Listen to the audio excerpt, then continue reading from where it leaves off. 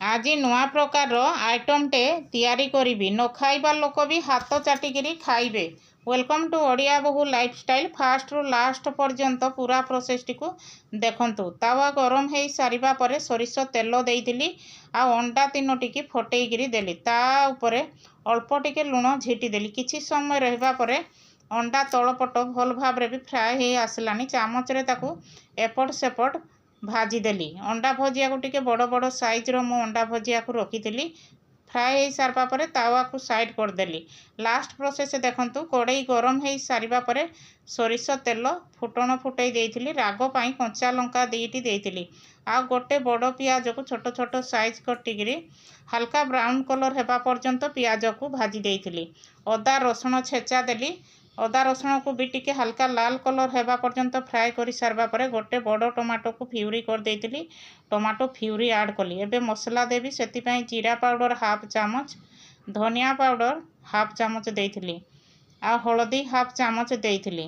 स्वाद अनुसार लुण देली। कलर आसीबा पई Kashmir red chilli powder half चामच झिटी देली। सबु मसला देई सारिबा परे भल भाव मसला को एपट सेपट ताकू कषिदेली। एबे मसलारू भल भाव भी तेल छाड़ी आसलानी। गोटे आलू को मु आगरू बॉयल करके रखी तार चोपा को बाहर कर देइतिली। आलू को एमती छोट छोट पीस करके काटी देइतिली।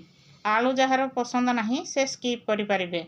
एबे देखंतु अंडा भजिया भी आगरू मु फ्राए करके रखी। एबे अंडा भजिया को देई सारबा परे गोटे चामच पाखापुखी मु पानी देइकिरी भल भाव मसला सहित आलू आ अंडा भजिया को कषिदेले तरकारी टेस्ट बहुत ही बढ़िया लगिबो।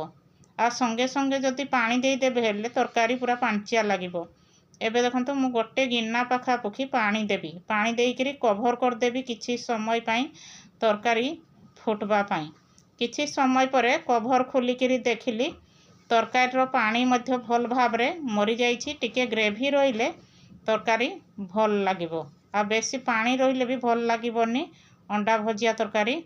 लास्ट रे मु गरम मसला टिके ता ऊपर छिटी देली टिके सुपर टेस्टी लागिबो पानी। एबे देखंतु लास्ट फाइनल लुक देखंतु। पूरा कलरफुल देखा जाउछि अंडा भजिया मसला तरकारी।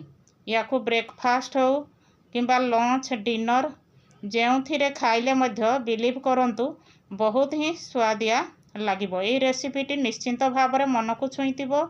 लास्ट रे सब्सक्राइब लाइक आउ शेयर निजर फ्रेंड्स मानकू करि दियंतु। रहिली टेक केयर। Bye bye. जय श्री जगन्नाथ।